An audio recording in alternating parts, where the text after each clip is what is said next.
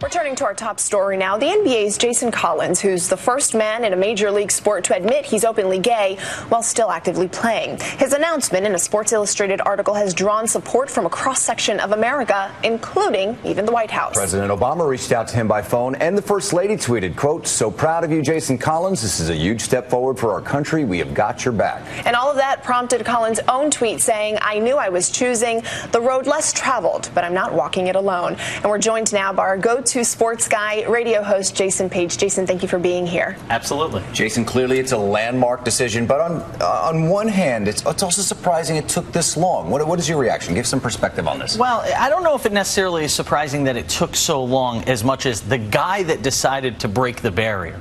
You know, all of us were kind of predicting it needed to be a star player. It needed to be a guy that was still relatively young, a guy that had some cachet to be able to survive the potential backlash. Instead, it's the exact opposite of what you would expect. It's a fringe player, a guy who might play 7 to 10 minutes a night, a guy who's a free agent. I mean, you couldn't have drawn it up differently than I think a lot of the people I had been talking to behind the scenes were predicting this would play out. Jason Collins is the last guy you would have expected. And I'll throw one other thing in there. For years, being an openly gay sportscaster and being in the GLBT community, you had heard different names rumored. The one name you never heard was Jason Collins. How about that? So now, you know, this is a two-part question. The first one being, how do you think it's going to affect his future as a player? And secondly, we saw all of the support, but not everybody has been so supportive about this. Very true. But he's a fringe player. That's the problem. So I know people are going to rush to, if he doesn't get signed by a team, and say, well, Jason Collins didn't get signed because he's openly gay. I don't think that's fair. He's a guy at this stage of his career that's a little up in years. I know he's in great shape. I know he's working out, you know, running through the hills of California. But still, he's a guy right now that's going to have to try and find his spot. Still, there's guys in the league playing up until they're 40 years old. The New York Knicks have a couple of them. I still think Jason Collins can play in this league. I think he will. There's been some backlash already, though. You know, ESPN basketball analyst and reporter Chris Broussard made some very interesting comments today.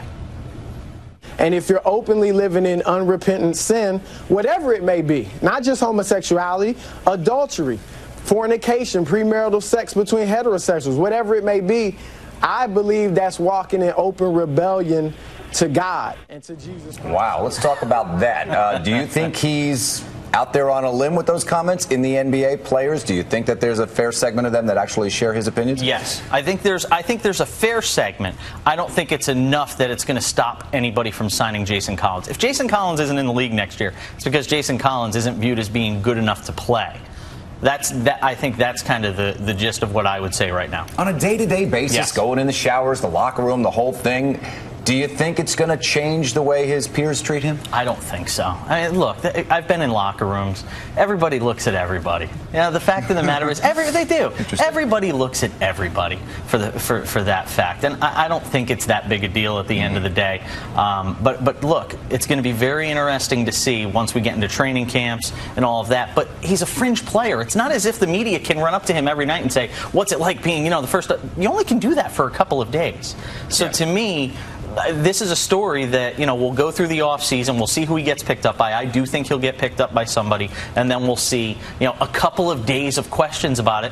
And then you move on. The next question becomes, who's the next player? That is the million-dollar question. We're all waiting for the answer. All right, Jason Page, radio host, thank you so much for being here with us. And be sure to tune in to Good Morning America later on this morning. Jason Collins is going to sit down for an exclusive interview with George Stephanopoulos.